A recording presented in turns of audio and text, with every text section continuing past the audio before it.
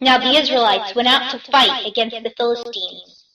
The Philistines deployed their forces to meet Israel, and as the battle spread, Israel was defeated by the Philistines, who killed about 4,000 of them on the battlefield. When the soldiers returned to camp, the elders of Israel asked, "Why did the Lord bring defeat on us today before the Philistines?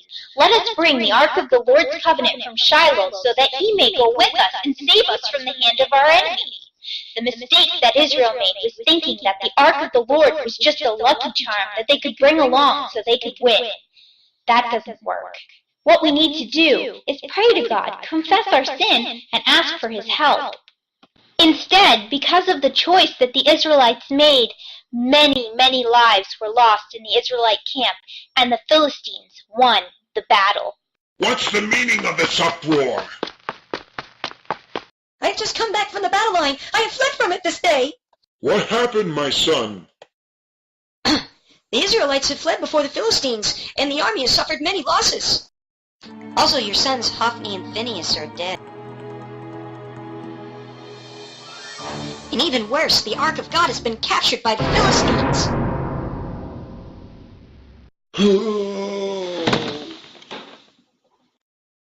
Eli, Master! When Eli heard the news, he fell over, broke his neck, and died, because he was an old man and very fat. At the same time, in another part of the city, Phinehas' wife heard the terrible news and gave birth to a son in the midst of the commotion. "I will call his name Ichabod, because this day the glory of the Lord has left Israel." After the Philistines captured the Ark of the Lord, they carried it away in triumph to their land and placed it in the temple of their idol and false god Dagon, right next to his statue.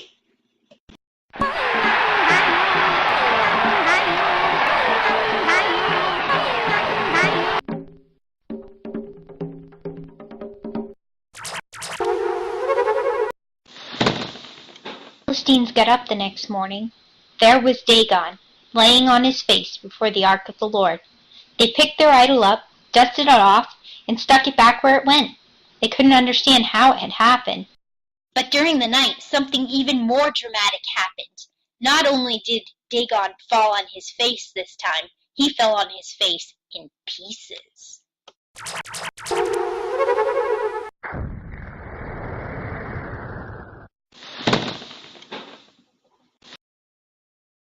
And it came about, wherever the ark went, there was destruction and death. Tumors broke out on the people, and rats infested everything. Every town they moved it to, the destruction followed.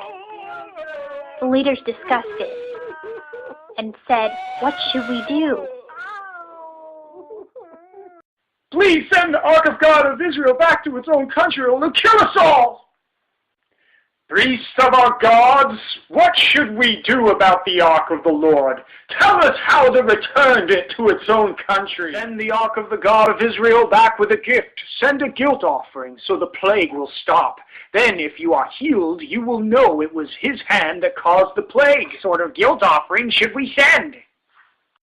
"Since all of you leaders and people suffered the same plague, make 5 replicas of the tumors and rats that are devastating the country, and present them as an offering to the glory of the God of Israel. Then maybe he'll ease up and not be so hard on you and your gods and on your country."